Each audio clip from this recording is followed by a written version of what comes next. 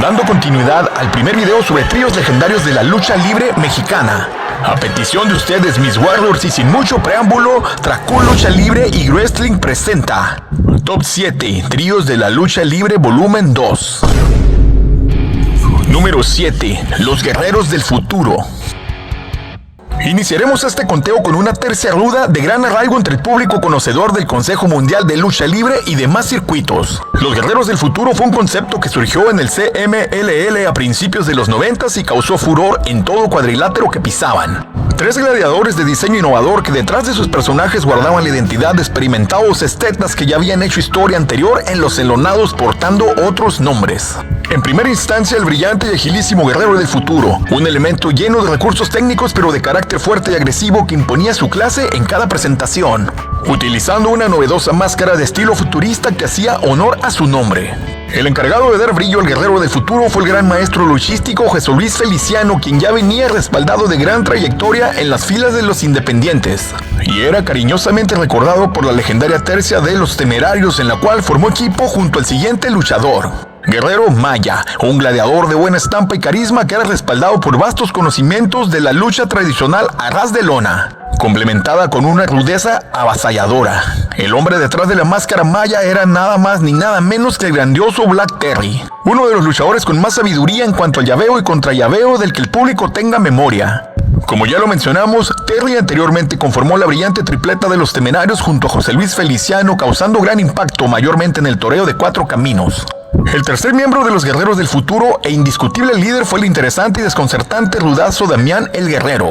Un personaje muy distinto a lo que se venía viendo en los rings coliseínos de la época, con estética bizarra y post-apocalíptica que recordaba películas del mismo giro, como la inolvidable saga de Mad Max.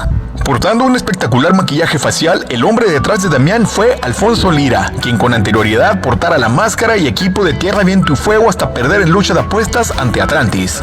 Los Guerreros del Futuro fueron una tercia muy espectacular que combinaba sus castigos y ataques, convirtiéndose en favoritos del público.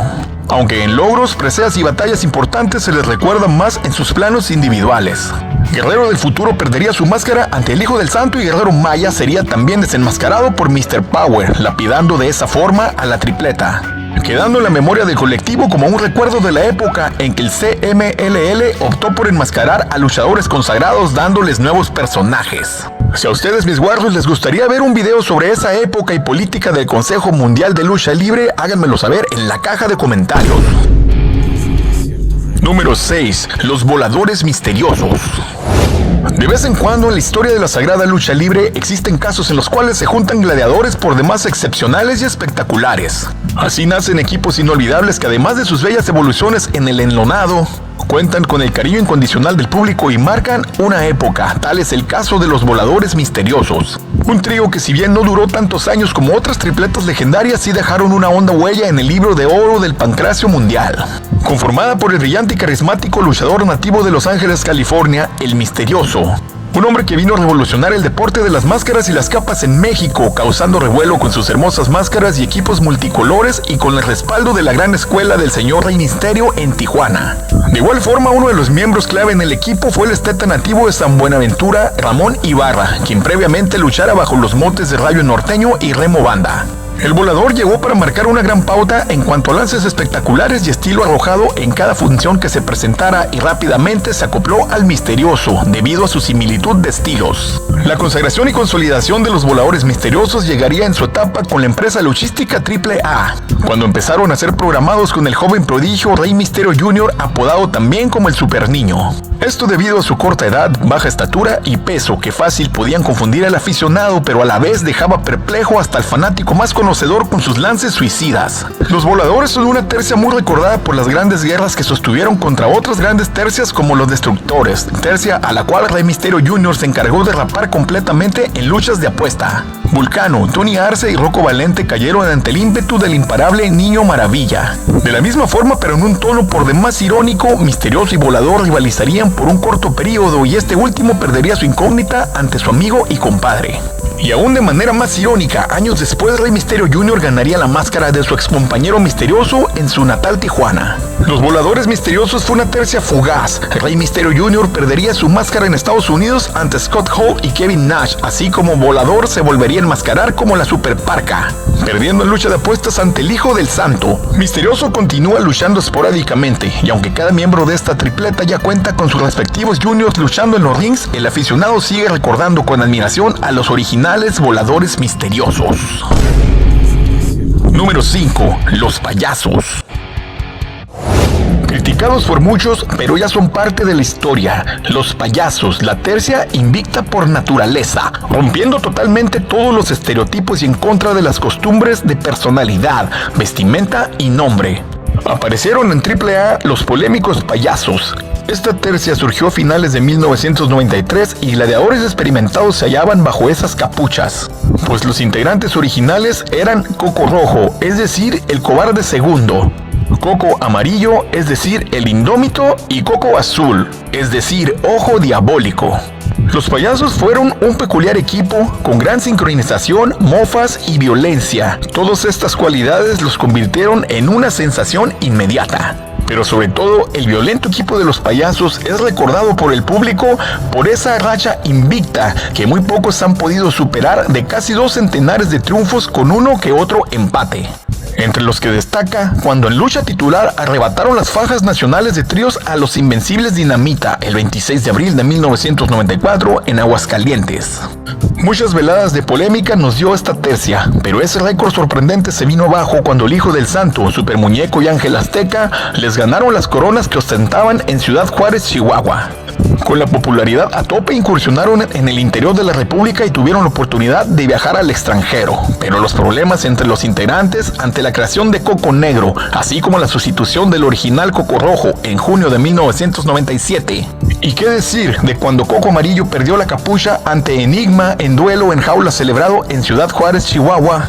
Fueron razones que provocaron que el trío se fuera a pique al grado de que varias empresas luchísticas tenían y tienen a sus propios payasos en acción.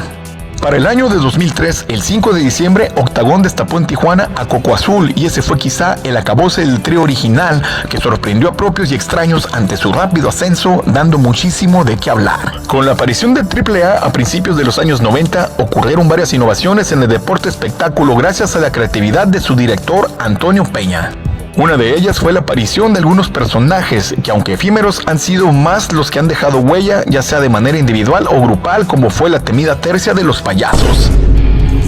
Número 4. Los Cadetes del Espacio. Por todos es sabido que la lucha libre es un mundo fantástico donde lo más insospechado se puede hacer realidad y que los superhéroes se convierten en seres de carne y hueso. Y más aún cuando existen personajes tan increíbles como Ultraman, Solar y Superastro, que en 1963 tenían una carrera bien cimentada y extraordinaria popularidad gracias a sus logros individuales.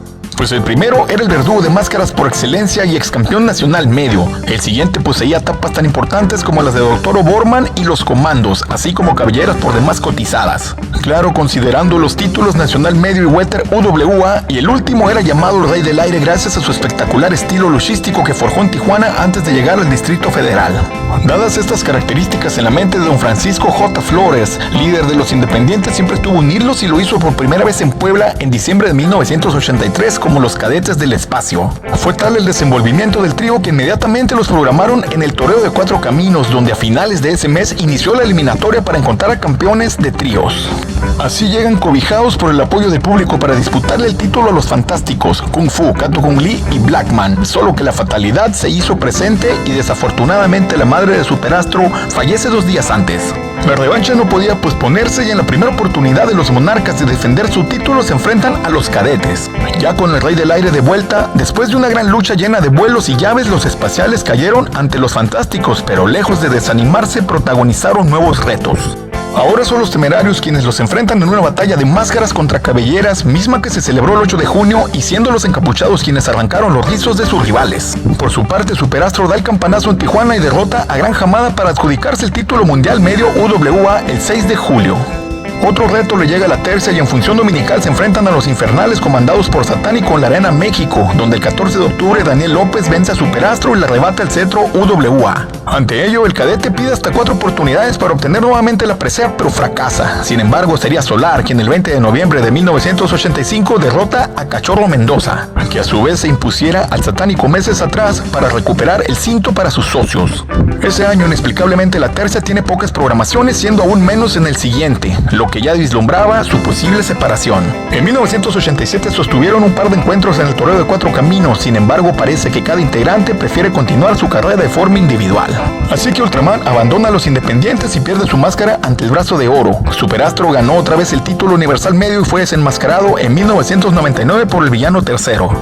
Solar se coronó campeón semicompleto Junior UWA, medio de las Américas y supermedio UWF, e incluso aún brinda sensacionales luchas en mano a mano, manteniéndose en una actividad incesante a pesar de su veteranía.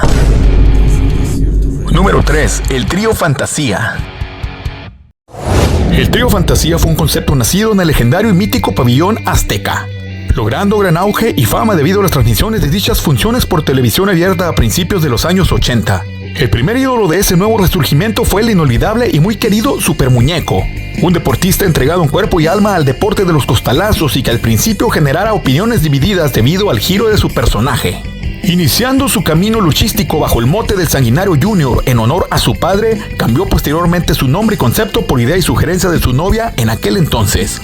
Si algo era un hecho, el público lo adoraba y cobijaba como uno de sus favoritos, especialmente la afición infantil. Super Muñeco tuvo que enfrentar ataques y repudio por parte de los compañeros luchadores que al modo purista veían como un insulto que un atleta que debía proyectar fiereza y agresividad se presentara enfundado en un equipo similar al de un payaso. El tiempo daría la razón al muñeco, ya que su éxito fue más allá al grado de que más personajes del mismo corte empezaron a surgir en el firmamento luchístico. Tal es el caso de un compañero que antes luchara con el nombre de Relámpago Dorado y pasaría a convertirse en su inseparable amigo Super Ratón.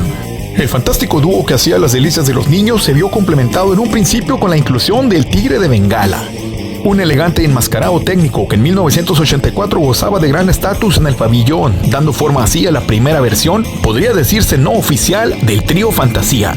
Esta alineación original no causó mucho impacto y el Tigre fue reemplazado por otro espectacular y aéreo gladiador, el Dardo Aguilar, quien también era considerado un ídolo entre la fanaticada azteca. El miembro definitivo de la mágica tripleta sería un gladiador que anteriormente portara el mote de Tigre de Bengala III y posteriormente se convertiría en el inolvidable Super Pinocho.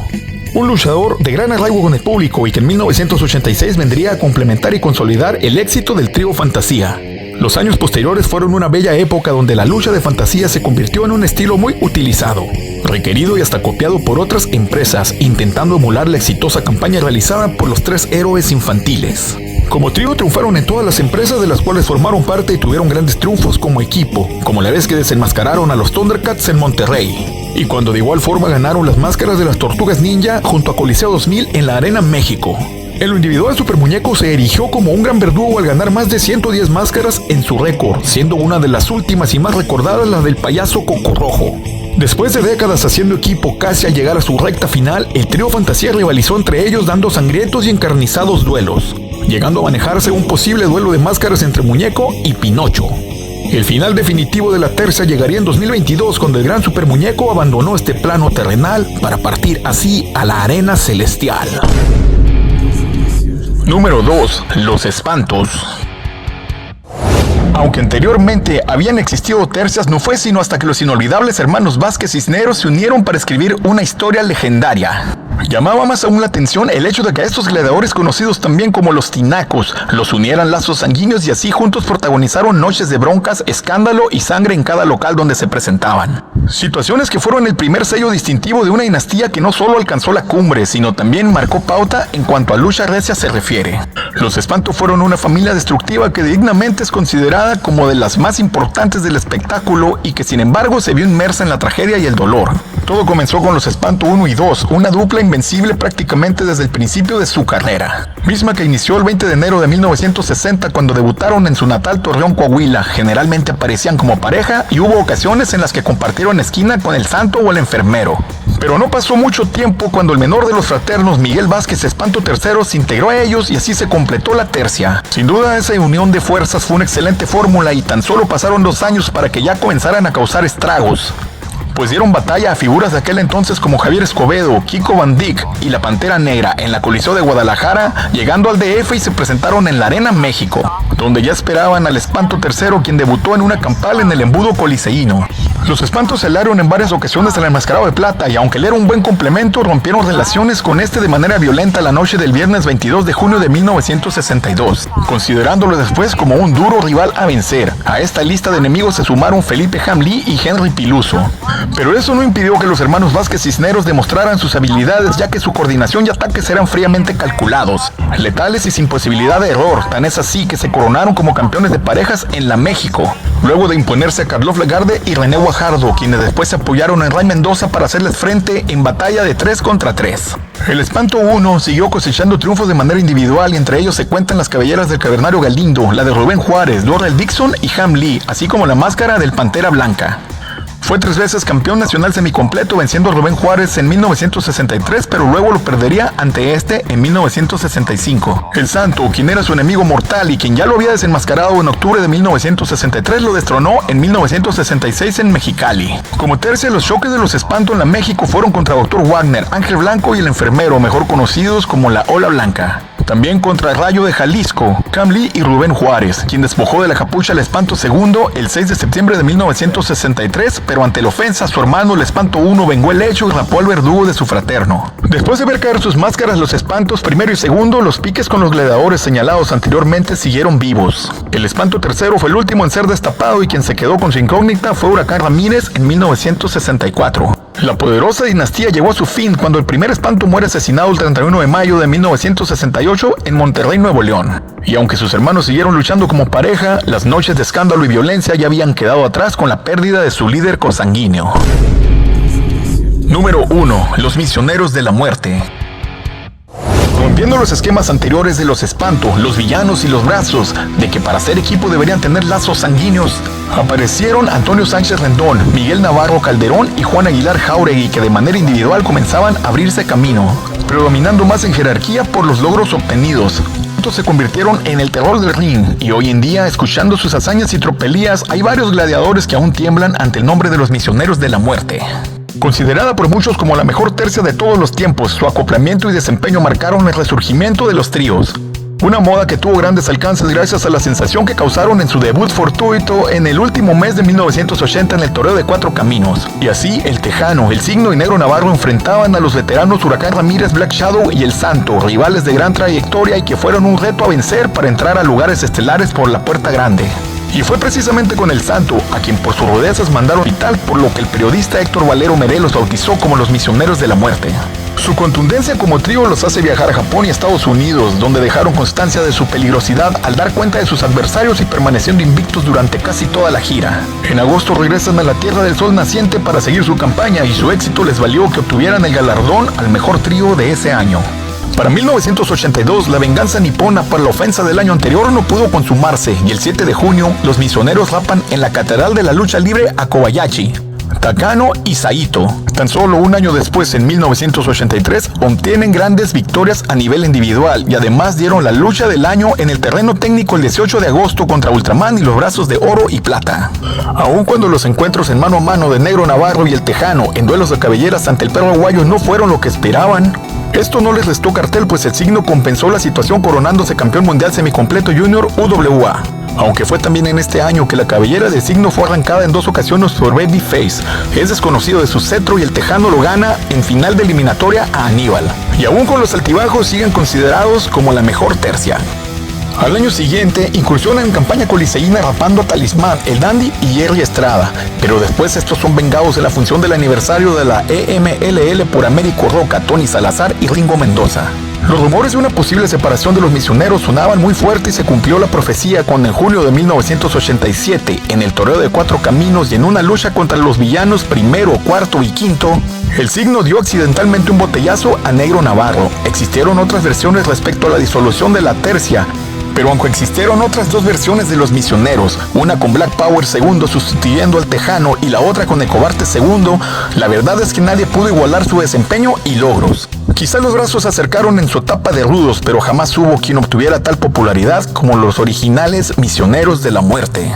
Y es de esta manera, mis Warriors, que llegamos al final de este video de Top 7 tercias de la lucha libre volumen 2. Si ustedes recuerdan alguna tercia o que les gustaría que fuera incluida en un siguiente volumen, háganmelo saber en la caja de comentarios. No olviden dar like al video y compartirlo. Suscríbanse a mi canal si aún no lo han hecho y activen la campanita de notificaciones. Síganme en mis redes, Facebook, Instagram, TikTok y por supuesto YouTube para más contenido sobre lucha libre, wrestling, música, arte, cómics y diseños de su personaje o marca. Y no olviden nunca lo más importante, mis Warriors: lucha, lucha.